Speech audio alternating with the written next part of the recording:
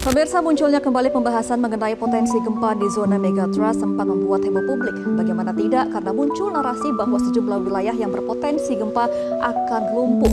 Kondisi desa Lokpuuk, Kecamatan Saunudon, Aceh Utara, keganasan gelombang laut menyapu pemukiman warga yang berada di sisi kanan jalan lintas kecamatan. Sebagian besar rumah warga rusak di bagian atap dan dinding. Warga yang khawatir terjadi gempa susulan pun memilih mengungsi ke rumah saudaranya yang lebih aman.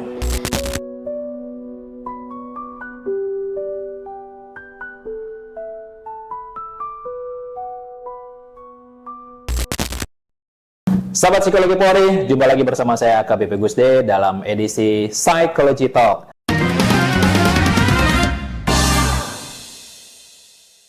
Hari ini kita akan berbincang-bincang tentang pendampingan psikososial. Seperti yang kita ketahui, Sobat Psikologi Polri, bahwa negara kita ini memiliki potensi yang sangat besar atau rentan bencana alam.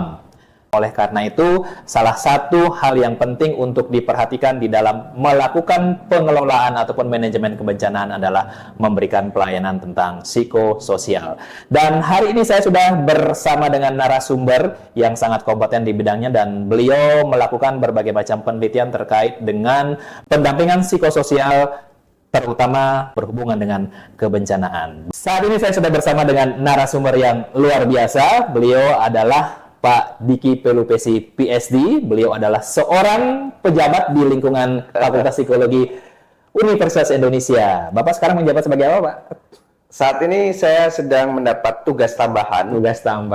Sebagai Wakil Dekan bidang pendidikan, penelitian, dan kemahasiswaan. Berarti pas ya, beliau pasti memiliki hal-hal yang beliau lakukan terkait dengan penelitian dalam hal kebencanaan. Oke, Pak Diki, bahwa negara kita ini adalah negara yang erat atau dekat dengan bencana. Oleh karena itu diperlukan sebuah mekanisme manajemen kebencanaan agar penanganannya itu menjadi lebih bagus. Dan salah satu hal yang sangat penting dilakukan adalah ada pelayanan pendampingan psikososial. Dari perspektif ilmu psikologi, kenapa kemudian hal ini menjadi sangat penting dalam situasi kebencanaan, Pak Diki? Sebetulnya sangat sederhana untuk memahami kenapa. Karena setiap bencana itu selalu punya dampak, potensi dampak kepada aspek psikologis kita. Ya, bencana bisa merusak, bisa membuat tempat tinggal, rumah, bangunan, gedung hancur, bisa kemudian melukai orang, ya, sehingga kemudian ada bahkan sampai korban jiwa. Tapi yang pasti terjadi juga adalah dampak secara psikologis, ya, kekagetan, ya, atau mungkin juga kesedihan, kekecewaan, perasaan bahwa tidak memiliki lagi harapan akan masa depan. Sesimpel itu sebetulnya, bahwa setiap bencana selalu punya dampak secara psikologis. Sehingga kita penting untuk memperhatikan bahwa perlu ada ya upaya-upaya untuk mengatasi, menanggapi dampak psikologis dari bencana atau dampak psikososial dari bencana. Kalau kita bisa lihat ke belakang, isu tentang pentingnya pendampingan psikososial dalam situasi kebencanaan ini sejak kapan ya? Nah, ini kalau berdasarkan pengalaman lapangan saya, memang kita kan mulai terekspos, mulai merasakan mengalami bencana yang kemudian kita sadari bahwa ada dampak psikologisnya, kan terutama bencana-bencana yang cukup besar ya, atau masif gitu ya dampaknya. Dan ya ini terus terang kalau berdasarkan pengalaman saya ya, yang kemudian kita bisa katakan bencana itu besar ya, itu kita tahu tahun 2004 itu ada tsunami di Aceh. Dan Nias ya. Di awal 2000-an atau bahkan mulainya sebenarnya di akhir 90-an itu kan ada bencana sosial ya, konflik sosial gitu. Dan menurut saya itu semacam pengingat, menunjukkan fakta bahwa tadi dampak psikologis dari bencana itu ada, dan itu juga sama pentingnya untuk diperhatikan dan ditanggulangi sama seperti kita menanggulangi dampak fisiknya, dampak kesehatannya, dampak terhadap infrastruktur dan sebagainya. Ya, kalau saya nggak salah ingat ya, Fakultas Psikologi UI itu punya dulu yang namanya pusat krisis ya. Apakah Betul. pusat krisis ini sebagai sebuah jawaban atas fenomena-fenomena dan fakta-fakta yang kita lihat di lapangan ya terkait dengan masalah kebencanaan, Ya. termasuk juga masalah konflik sosial ya? Ya, ini kebetulan saya dulu pernah memang berada di pusat krisis di Fakultas Psikologi UI, dan saya bisa ceritakan sedikit sejarah gitu ya berkaitan dengan berdirinya pusat krisis Fakultas Psikologi UI. Yang waktu itu berdiri itu atau diinisiasi itu setelah kejadian konflik sosial, dalam hal ini adalah kerusuhan. Ya. Mei 98 berarti ya? 98 gitu ya. Oke. Jadi waktu dibentuk ya dengan kesadaran bahwa peristiwa yang kemudian kita sebut bencana sosial, konflik, kerusuhan itu kemudian punya dampak psikologis, dan kita bisa pahami, kita bisa bayangkan saat itu ada masyarakat yang bingung, cemas, marah, panik gitu ya. Itu kan perlu sebuah pendekatan penanganan yang juga psikologis, dan di situ mulainya pusat krisis ya. Dan setelah itu kan kemudian kontribusi pusat krisis itu menangani krisis-krisis atau bencana-bencana ya yang terjadi setelah peristiwa 98 itu ya. Jadi ada konflik sosial waktu itu di Maluku, di Kalimantan dan beberapa daerah lain. Lalu kemudian tsunami di Aceh dan Nias ya, sampai kemudian kita mengalami banyak bencana lain setelah itu. Iya, jadi kalau bisa ditarik satu benang merah bahwa munculnya proses pelayanan pendampingan psikososial apapun bentuknya ya, pelayanan psikologis terhadap para korban bencana sosial maupun bencana alam itu mulai dari munculnya dampak-dampak lain ya dari sebuah kebencanaan, bukan hanya karena dampak fisik yang dimunculkan, yang muncul, tapi juga dampak-dampak lain. Dampak lainnya itu salah satunya adalah dampak-dampak psikologis. Kalau kita melihat secara dampak psikologis dan fisik itu mana yang lebih lama? Nah, ini berdasarkan studi ya, jadi berdasarkan kajian ilmiah penelitian. Yang lebih lama dan sebetulnya bahkan kita tidak bisa menentukan secara pasti dia kapan akan berakhir ya, atau pulih atau sembuh, itu justru yang psikologis. Ini ambil contoh, karena gempa rumah kita hancur rusak, maka memulihkan rumah yang hancur itu mudah, yaitu membangun kembali. Jembatan hancur dibangun kembali. Ketika kita punya luka fisik, misalnya kejatuhan benda tajam atau apa, itu kan kemudian kalau ditangani lalu kemudian diobati, sembuh, lukanya sembuh. Nah, sementara psikologis ini secara ilmiah juga. Pertama kan respons kita terhadap sebuah peristiwa bencana itu bahkan bisa mengalami yang namanya delay. Tertunda. Jadi misalnya bencana hari ini, peristiwa mengagetkannya hari ini, tapi baru kemudian menjadi sesuatu yang membuat kita sulit tidur, terpikir terus-menerus peristiwa itu, keringat dingin, mimpi buruk, itu kan tidak harus segera setelah kejadian. Gitu ya. Itu yang kemudian kita sebut trauma atau bahkan post traumatic stress disorder ya, gangguan stres pasca trauma. Itu bisa terjadinya bahkan mungkin sebulan kemudian. Itu kita baru bicara kapan dia menjadi onset. Kapan dia muncul menjadi sebuah keluhan psikis gitu ya. Psikis. Memang kemudian bisa saja segera setelah kejadian kita jadi panik, khawatir, sedih, marah, menangis gitu ya. Tapi itu bisa terjadi delay tadi, tertunda, dan artinya proses pemulihan itu juga bisa semakin mundur ke belakang. Dampak psikologis ini kita sebut sebagai sebetulnya secara waktu itu delimited. Berarti bukan limited.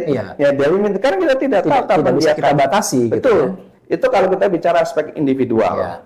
Belum lagi kalau yang namanya bencana, ya secara psikologis itu artinya kemudian dirasakan bersama-sama kan? Itu artinya kemudian yang luka itu, yang mengalami gangguan itu bukan hanya orang per orang, individu per individu, tetapi kita bersama-sama. Komunitas. Dan itu kan kemudian ya artinya bisa menjadi lebih sulit. Karena yang terdampak itu bersama-sama, dan bagaimana kita bisa pulih bersama-sama kan tadi ya. Berarti kita harus kuat bersama-sama. Satu orang aja pemulihannya belum bisa kita tentukan waktunya, apalagi kita memulihkan komunitas. Betul. Dan kalau kita bicara aspek psikologis, itu kan bukan hanya soal masalah tadi, luka yang saya rasakan secara psikologis, secara psikis gitu ya. Tetapi misalnya gini, sebelum terjadi bencana, kita sebagai komunitas tuh solid, kompak, ya. Kita punya kegiatan-kegiatan yang kita lakukan sebagai aktivitas komunal tuh bersama-sama. Dan dari situ membuat kita dekat, nyaman, gitu ya, merasa kuat. Kemudian terjadi bencana, di mana kemudian kehidupan hancur gitu ya secara fisik, terus tadi kita tidak bisa lagi merasa nyaman bersama-sama, nah itu kan dampaknya kemudian dirasakan bersama-sama, dan itu juga dampak psikis, dampak psikologis, bukan hanya semata-mata tadi saya merasa terluka, saya merasa bingung, cemas, tapi ini kolektif bareng-bareng gitu.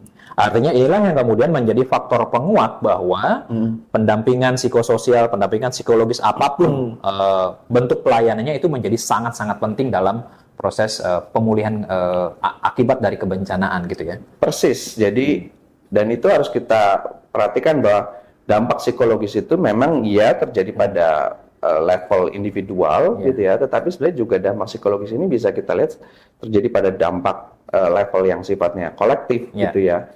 Dan itu membuat tadi semakin tidak mudah sebetulnya mengembalikan kondisi semula. Kan intinya pemulihan pasca bencana kan kita ingin mengembalikan pada kondisi semula gitu. Jadi kondisi semula itu bukan hanya soal fisik, bangunan, infrastruktur, tetapi tadi secara individu, tetapi juga pada saat yang sama secara bersama-sama sebagai satu komunitas. Kalau kemudian sekarang nih ada situasi bencana, dalam mekanisme pelayanan pendampingan psikologi sosial yang tepat itu seperti apa urutan-urutannya biar kita bisa memberikan pelayanan yang pas nih kepada rekan-rekan di lapangan. Oke. Jadi kita perhatikan sebenarnya bahwa ada dua level ya, level individual dan level kehidupan bersama atau komunitas.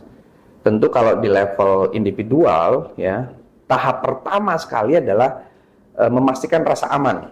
Jadi prinsip dasarnya kalau kita mau memulihkan kondisi psikososial pasca bencana itu kembalikan rasa aman. Karena kan sebenarnya bencana itu yang membuat kita merasa terluka, merasa terdampak, karena kemudian hilangnya rasa aman. Ya gitu. Apalagi kemudian dalam situasi bencana alam, rasa aman itu hilang oleh sesuatu yang tidak terduga, sesuatu yang tidak bisa kita perkirakan, dan hilangnya tiba-tiba bisa, gitu ya. Dan orang kan juga masih punya ketakutan, apakah ini akan terjadi lagi, kapan? Nah, maka yang pertama sekali kita kembalikan sebagai upaya pemulihan adalah rasa aman, gitu ya. Jadi membuat orang merasa bahwa saya aman, gitu. Aman itu bisa dalam pengertian yang sangat fisik, gitu ya. Artinya dipastikan aman secara fisik, misalnya kemudian karena saya kehilangan rumah, tempat tinggal untuk saya berteduh, dipastikan ada tempat berteduh.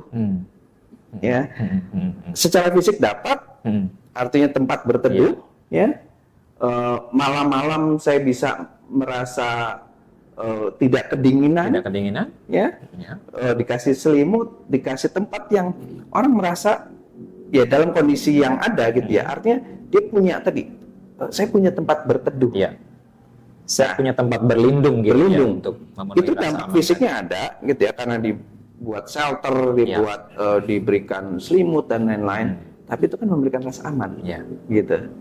Nah jadi tahapan yang paling awal itu pastikan rasa aman, dan rasa aman itu ada keterkaitan antara hal yang sifatnya fisik dan psikologis.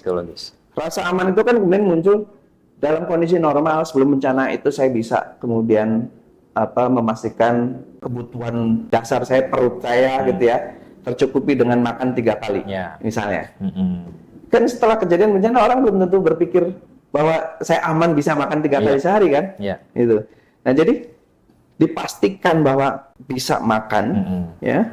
Meskipun kemudian mungkin dengan kondisi menu yang berbeda, tapi paling tidak secara mendasar bahwa saya bisa 3 kali sehari makan, itu kan mengembalikan rasa aman secara fisik. Saya makan, tubuh saya kuat, ada asupan, tetapi secara psikologis tadi. Iya.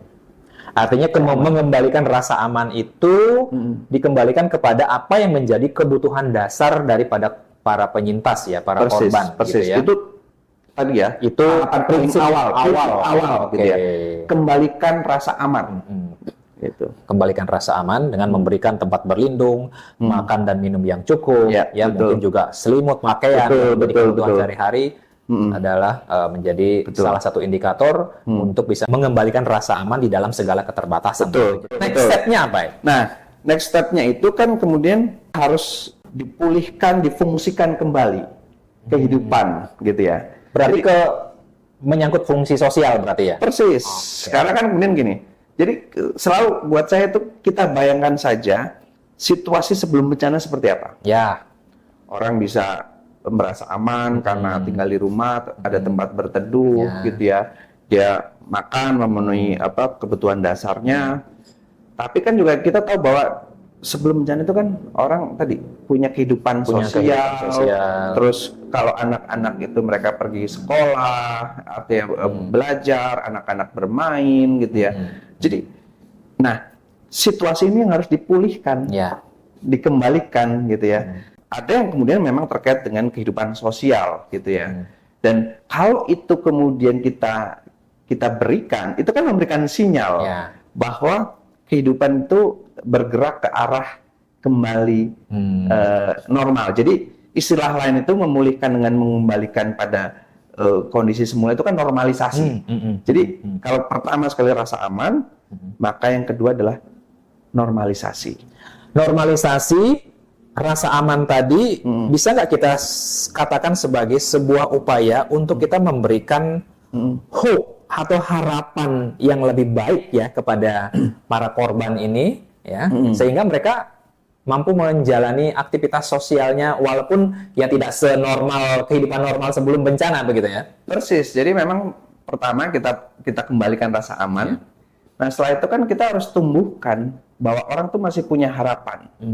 Berharap hidupnya bisa berlanjut, hidupnya kemudian kembali normal, kembali seperti kondisi semula bahkan gitu ya, atau bahkan lebih baik gitu. Nah, jadi normalisasi betul artinya kemudian mengembalikan bahwa orang tuh masih punya harapan dalam kondisi yang begitu terbatas, kondisi sulit, segera setelah kejadian bencana.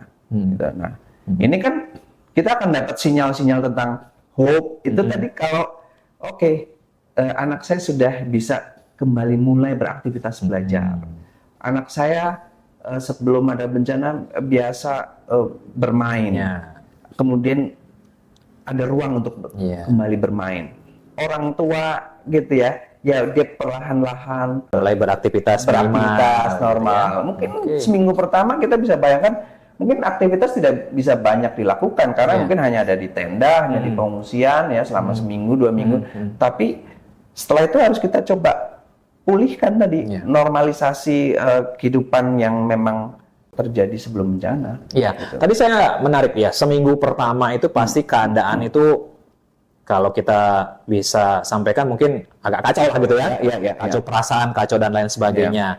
Saya sering melihat di situ ada teman-teman itu biasanya buat posko. Mungkin posko itu tidak ada tempat atau tidak ada makanan dan lain sebagainya. Tapi sebenarnya di sana ada kebutuhan yang bisa saya lihat bahwa informasi itu menjadi juga sangat penting gitu ya dalam mungkin 1-2 minggu pertama terkait dengan informasi ya. Mungkin ada orang yang keluarganya terpisah misalnya gitu, atau tahu nggak keluarganya ini apakah masih hidup atau sudah meninggal. Apakah itu juga masuk dalam konteks bahwa itu juga membuat seseorang itu merasa aman kalau dia mendapatkan informasi tentang keluarga atau tentang... Persis. Jadi rasa aman itu tadi bisa didapatkan dari pemenuhan kebutuhan dasar, ya kebutuhan fisik, termasuk soal kebutuhan untuk perlindungan. Tetapi juga informasi itu juga jadi pemenuh rasa aman, misalnya, gitu. Tadi saya terpisah dengan anggota keluarga saya, gitu ya. Informasi tentang kemungkinan di mana beradanya keluarga saya, selamat atau tidak selamat, itu penting informasi itu. Termasuk juga informasi tentang bantuan apa yang bisa saya akses. Di mana saya bisa mengakses bantuan, gitu. Mungkin satu kata yang paling keren kalau kita istilahkan adalah akses, gitu ya. Akses informasi, akses bantuan, akses yang lain, ya. Jadi informasi itu sangat kunci, ya. Karena tadi kan rasa aman itu nanti akan tersambung dengan harapan, gitu. Kalau saya dapat informasi yang kemudian memastikan hidup saya akan, ya, dalam segala kondisi keterbatasan itu akan bisa terpenuhi, apa yang kemudian menjadi perhatian saya, menjadi concern saya, itu kan nanti akan membuat orang, oke, saya masih punya harapan, saya masih bisa berharap terus untuk melanjutkan hidup. Ya, gitu. Pak Diki, kalau kita melihat manajemen dalam sebuah kebencanaan itu ya, tahap selanjutnya itu untuk membuat itu menjadi sebuah pelayanan yang katakanlah terintegrasi. Bagaimana kita mengatur orang-orang yang berada di sana, orang-orang yang mengatur atau membantu atau menolong teman-teman kita yang mengalami bencana? Ya, jadi ya tentu kita harus ada koordinasi, ya, ada pengintegrasian, gitu ya. Karena tadi sekali lagi misalnya contoh ketika kita memberikan layanan kesehatan, itu bisa memberikan tadi pemulihan atau pengembalian rasa aman. Tetapi kan pada saat yang sama sebetulnya bisa saja itu dipakai untuk kemudian mendeteksi, ya, mendeteksi apakah ada orang-orang tertentu yang mungkin kondisinya agak berbeda, gitu ya, gitu. Lalu juga misalnya relawan-relawan yang memberikan bantuan fisik, bantuan makanan, ya, bantuan untuk shelter, untuk perlindungan. Mereka harus paham juga bahwa apa yang mereka bantu lakukan itu bisa memberikan efek, ya, atau ya sebenarnya bukan efek lah, memang bisa kemudian sekaligus memberikan rasa aman atau tadi punya dampak secara psikologis. Nah, jadi bantuan-bantuan ini harus dengan perspektif tadi bahwa satu itu bisa terhubung dengan yang lain. Misalnya juga tadi dengan melihat bahwa yang terdampak itu bukan hanya bicara individu, tetapi kehidupan bersama, secara kolektif. Jadi bantuan-bantuan itu kalau kemudian dipakai untuk menguatkan kondisi mereka untuk bisa saling memperhatikan, saling membantu, tidak membuat mereka berpikir tentang diri mereka masing-masing, sendiri-sendiri. Biasanya mudah terjadi gesekan seperti itu, masing-masing. Yang penting saya dapat, orang lain nggak peduli. Nah, misalnya contoh ya, ini contoh yang saya maksud mengintegrasikan, gitu ya. Anda tahu bahwa di situ misalnya yang terdampak ada 100 orang, ya. Terus bantuan yang Anda miliki cuma 20. Kan ini punya potensi tadi, ada yang dapat, ada yang enggak. Yang dapat seneng, yang enggak seneng. Nah, kan ini harus dengan cara berpikir bahwa ini nih kita harus mengembalikan bukan hanya si individu tetapi kehidupan bersama, gitu. Jadi kita harus berpikir bahwa ya bantuan itu kalau kita punya cuma 20, nah ini harus atur strategi kan. Gitu. Dikasih atau enggak kan itu juga bagian dari strategi, ya. Betul. Terus kalaupun dikasih gimana caranya? Itu yang saya bilang, ini harus dengan perspektif yang terintegrasi. Berarti memang harus betul-betul ada yang menjadi manajer di dalam konteks ini, ya. Siapa yang terlibat, ada yang mengatur sehingga tidak berjalan sendiri-sendiri, walaupun mereka datang ke sana punya niat baik semua. Ya. Niat baik kalau memang tidak teratur kan menjadi niat baik sendiri-sendiri, gitu. Betul. Ini contoh lain, ya, gitu. Misalnya kan kita tahu bahwa rasa aman itu dengan shelter. Shelter itu kan biasanya bukan cuma tempat untuk orang istirahat dan tidur kan, tapi kan termasuk dengan fasilitas MCK nih misalnya. Kita harus pikirkan letak atau posisi MCK itu juga penting, ya. Dengan segala kondisi keterbatasan mungkin saja kemudian,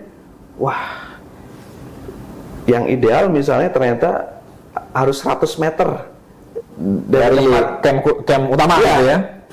Nah, 100 meter mungkin kalau buat yang laki-laki dewasa itu nggak terlalu problem. Tapi kalau buat anak-anak, perempuan, lansia, ibu hamil ya. Dengan kondisi-kondisi tertentunya itu kan jadi sesuatu yang kemudian menyulitkan. Atau bahkan kemudian menimbulkan masalah lain gitu ya. Ya ternyata kesananya gelap gitu ya. Bikin takut, bikin cemas. Nah, ini contohnya gitu bahwa kita tuh harus berpikir integratif dalam menyediakan bantuan. Ya, Pak Diki, kita selama ini kan kalau ada situasi kebencanaan, fokus kita itu adalah pada korban selalu ya. Pada korban. Jarang kemudian ada pendampingan khusus kepada mereka yang terlibat sebagai relawan. Menurut Pak Diki itu penting atau tidak? Sama pentingnya. Ya, karena gini, dalam situasi memberi bantuan, kan kita mau bantuan itu selalu dalam kondisi optimum. Ya, salah satu yang bisa memastikan bantuan itu diberikan dalam kondisi optimum kan si pemberi bantuannya, gitu. Nah sekarang kita berimajinasi saja, seandainya kemudian yang memberikan bantuan itu dalam kondisi lelah, capek, tidak segar, atau bahkan dia punya masalah-masalah, orang kadang menyebutnya sebagai trauma sekunder gitu ya, karena dia melihat peristiwa yang begitu shocking gitu ya gitu. Nah, kalau si pemberi bantuan tidak dalam kondisi optimum, gampangnya nih, dia dalam kondisi lelah, capek, gitu, kan apa yang dia berikan tadi tidak berada dalam kondisi optimum. Nah, jadi sebetulnya memastikan si pemberi bantuan ini dalam kondisi terbaiknya itu menjadi sangat penting. Karena kita mau bantuan itu kan tidak asal-asalan diberikan. Bantuan itu sampai ke penerima bantuan itu dalam kondisi yang baik. Gitu. Apa yang dapat kita lakukan atau mekanisme yang selama ini mungkin ada dalam penelitian atau apa ya untuk membantu rekan-rekan kita dalam konteks pemulihan juga mungkin ya, ada para relawan, mungkin di sana ada petugas kesehatan, ada polisi, ada tentara, ada pekerja sosial, dan ada relawan-relawan yang mungkin kita tidak bisa identifikasi gitu ya. Apa yang selama Jadi intinya kita harus memberikan perhatian yang cukup juga kepada pemberi bantuan. Ya. Jadi kita harus bisa care juga pada pemberi perhatian, caregiver, atau care pada yang kita sebut sebagai helper atau apapun lah gitu. Intinya kemudian memberikan perhatian yang cukup. Nah, ini bisa pada level yang sifatnya individual ya, tetapi bisa juga pada level yang bersifat organisasional gitu ya. Terutama kalau kita bicara bahwa relawan atau mereka-mereka yang memberikan bantuan kan seringkali kan bukan hanya karena dorongan pribadi. Tapi dia bisa menjadi bagian dari tugas di organisasi. Nah, jadi organisasi ini juga penting punya perspektif bahwa si pemberi bantuan ini harus berada dalam kondisi optimumnya supaya bantuan ini juga dalam kondisi optimum. Jadi singkatnya si organisasi ini juga bertanggung jawab untuk mempersiapkan pelayanan kepada mereka yang bertugas melayani ini. Persis. Dan kalau kita bicara di level organisasi ya, kan kalau kita turun ke daerah bencana itu kan nggak tiba-tiba langsung ayo hari ini kumpul terus berangkat kan. Betul. Kan kemudian itu harus bicara tentang preparation, persiapan. Apa yang dibawa ke sana. Nah, jadi kita perlu juga menyiapkan. Menyiapkan secara fisik, menyiapkan secara mental.